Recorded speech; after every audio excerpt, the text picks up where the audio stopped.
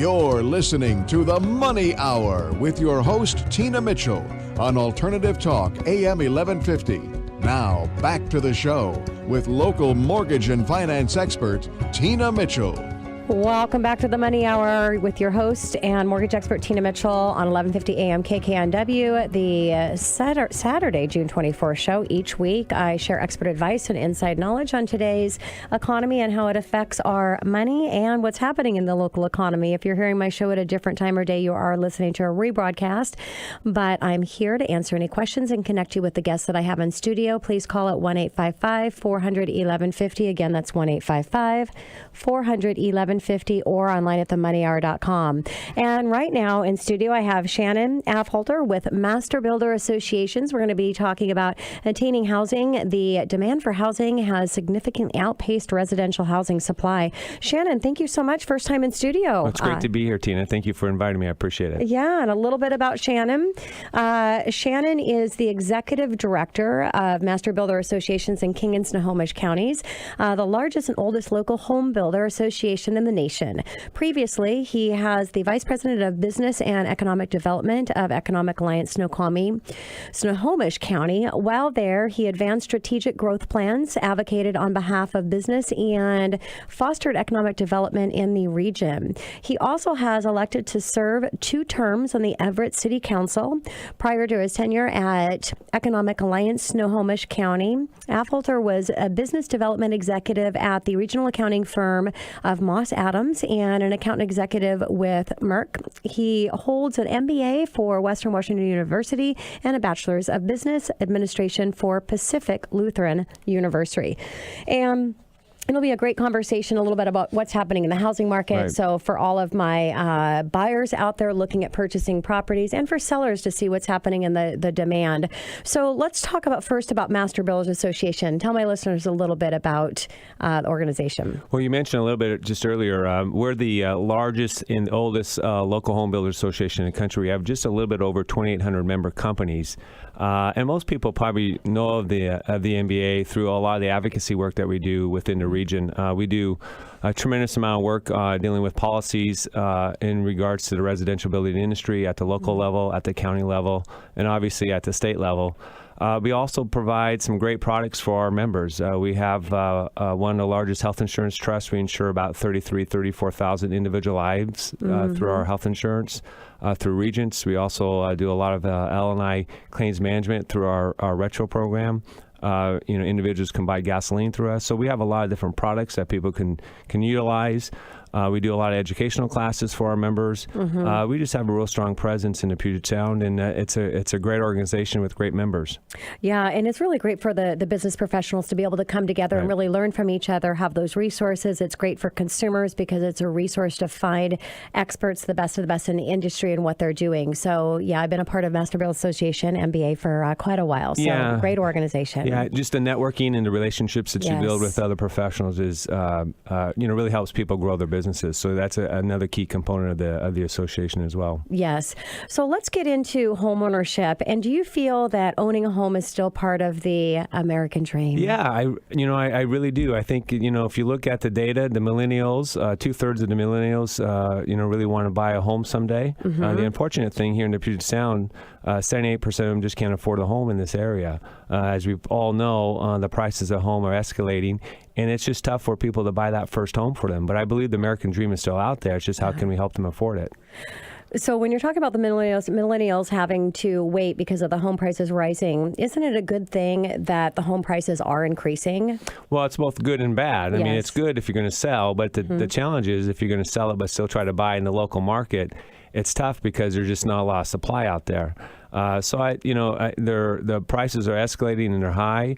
If you're going to sell your home and leave the market, I think that's a positive. But if you're going to try to sell your home and try to buy another home, it's very challenging right now. Yeah, and I know we were talking earlier before coming into the studio of really seeing a time when the inventory shortage is that we're going to have a solution here, and it's just hard to see that with all of the the people coming into our area for the employment. We were talking about the difference in our price here in our market versus the Bay Area, and we've heard for a while that we're the next Bay Area, and it seems that We are. Well, we're heading in that direction. Yeah, we're heading in that direction. We might not be there yet, but we're just the law of economics with supply and demand. The demand is so high for people that want to buy homes, but the supply is extremely low right now. And we're kind of we're blessed and cursed at the same time. We have a great region to live in, just with the environment that we get to enjoy.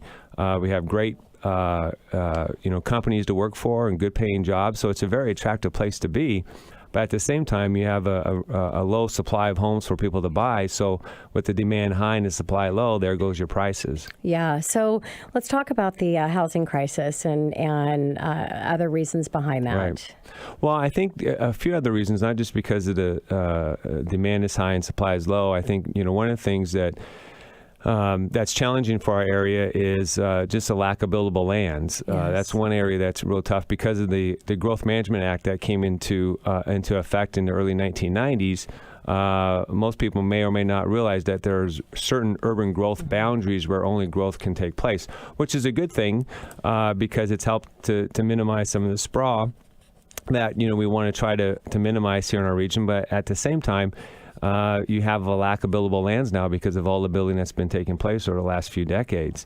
So that's one. The other thing is just the regulatory costs that take place for builders. I mean, there are just more and more costs being placed upon builders, and because of the cost, that cost is being transferred to the purchasers. Mm-hmm. So you have that, and the other challenge you have is you have the mentality of no density or no growth in my own backyard, which in a way does put extra cost upon the end product, because if you're a builder and you're going to build something and you have to fight those legal fights, again, those are going to be extra costs that are placed upon the end user or the purchaser of that home.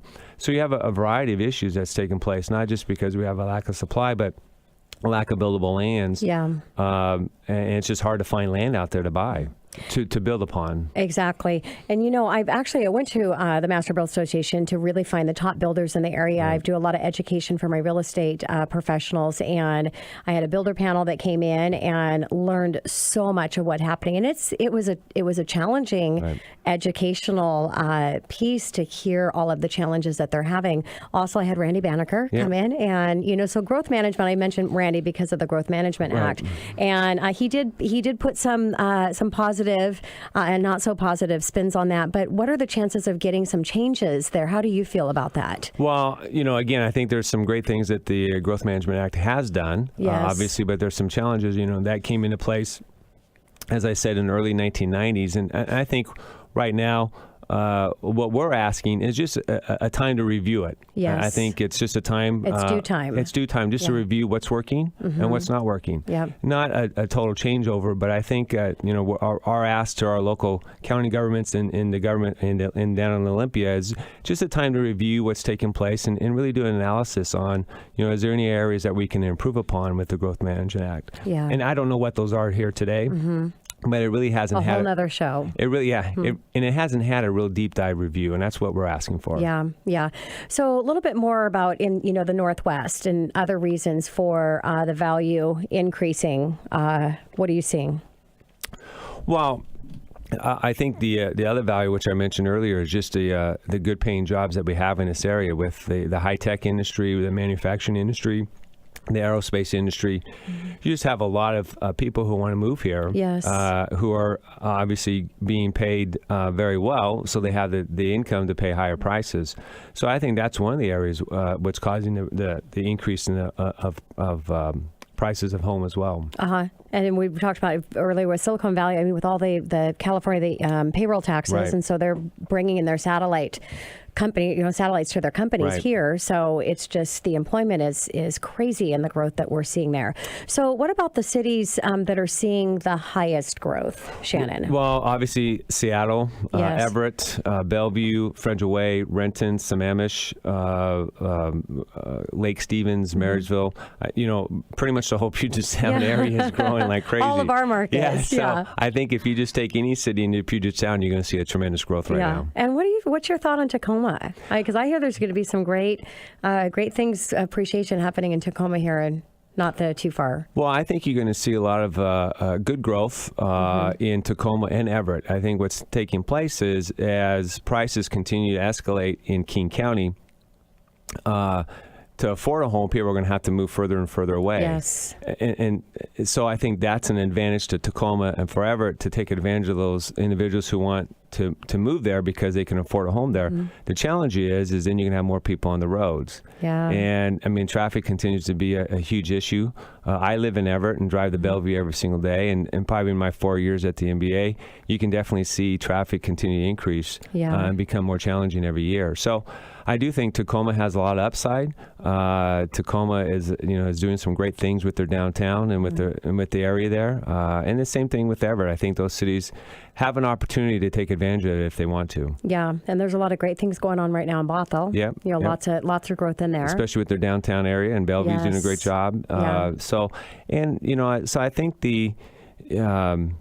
with those other cities, and because of the people willing to look at other cities because they may be a little bit more affordable than the city of Seattle, which right now the city of Seattle, their average single home right now is a little bit over $700,000. For Snohomish County, it's a little bit over $400,000. For all of King County, it's a little bit over $600,000. So, for that first home buyer or that middle income family, they're getting priced out of Seattle pretty quickly. And the scary thing is they're getting priced out of rent as well. I mean, the rent prices. That's again another whole show on what's happening with rent prices. So we talked about the Growth Management Act, a little bit, but if we've got a listener that's just asking the question, why can't we just build more homes? I wish we could do that. It takes time to build homes. I think a couple things people don't realize. From the time you purchase land, if you can find land to purchase, it's a couple year process. One, to find the land right now. Mm-hmm. Finding land is not easy to do. To go through the permitting process and to get the entitlements and the permits through the city, that takes time now. Obviously, some cities are easier to work with than others.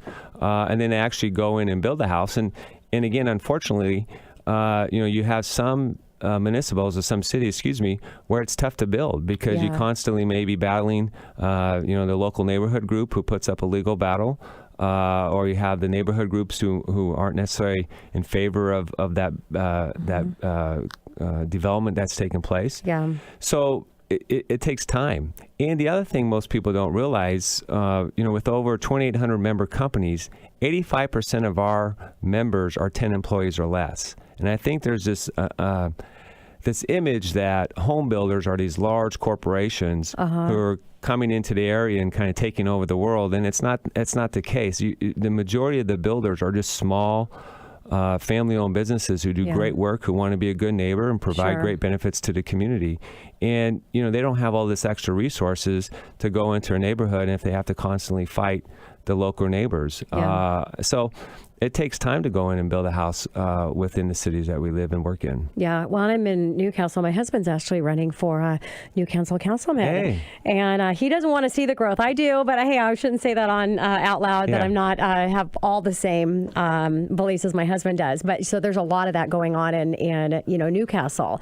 But so let's talk about solutions. Do you see, Shannon, solutions of making homes more affordable for everyone? Well, I think it's not going to, there's no silver bullet, and we're not going to figure that out today. Mm-hmm. I think, over time, I think one thing, the conversation is taking place more. I know down in Olympia and the governor and the elected officials, it's more part of the conversation of, what do we need to do with Growth Management Act and the urban growth boundaries. So I don't think the answers are there yet, but at least it's a part of the conversation where they know there's an issue. Mm-hmm. I think your local officials, both at the city level and at the county level, also understand that. So I think, part of the solution is our elected officials taking this issue on seriously. Yes. With the homeless issue, affordable housing issue, I think, sometimes we'll have an issue, but our elected officials aren't necessarily willing yet to discuss it and try to find some answers. But I believe because of how you see it in the paper almost every week, they're fully aware of the problem that we have. Mm-hmm. So I think that's one, just making sure we get them to the table and have those conversations. I think the second thing is helping people understand all the extra things that are placed upon the cost of housing, lack of buildable lands. It's a big issue. And with the urban growth boundaries, there's good, But there's some consequences to that because you have, as I said, less and less land to build upon. So that land's getting more and more expensive, and that just gets transferred to the end user. So I think we need to figure out, how we're going to, accommodate all this growth that's coming. Yeah. People may not want growth, but it's coming. But it's coming. Yeah, no option there. There's no option there. So I think that, and then also the other part is just the regulatory costs. I think, we all want to be good to the environment and make sure that we have a place that we love to live in. And that's one of the reasons why people are so attracted to it. It's one of the best places to live in the world. Yeah. But at the same time, we have to try to find what's balanceable, make sure, it's fair and balanced in regards to the regulatory costs that we place upon the building that's being done as well. So, between the, how we're going to handle the Growth Management Act, what are we going to do with regulatory costs, how are we going to approach affordable housing and make sure that elected officials are trying to find that balance between building and not building. I don't have an answer. I don't have an answer for you. Dang it! I was hoping I'd bring you in here, Shannon. You'd have all the solutions and all the answers. Well, if I did, I don't know where I'd be, but I'm probably not right here. Yeah, exactly. But I think we'll find the answers. Yeah. I mean, people are doing great work out there. Yeah. And I think people understand the issues that we have, both in the Democratic Party and in the Republican Party. We have good people who have a big concern and they're trying to do good work. Yeah. And I believe in the next few years we'll continue to find that answer. Well said. I got to wrap up my time here, but I want to give a call to action. So what would you tell my listeners if there's something that they can do to help? Well, I think the big thing is just get involved with your local officials and with the planning that they're doing. Every city is going through a lot of planning right now. And when you see there's a notice about wanting to invite members or neighbors to come and have a discussion about growth, go and share your feelings. That's important. Perfect. Well, thank you. Shannon, thanks for coming into studio. Really appreciate it. My pleasure. Thanks. Coming up next on the Money Hour, before purchasing a home, is it feng shui? Having a conversation with Vivian Peterson with Windermere Real Estate Shoreline right here on 1150 AM KKNW after this short break.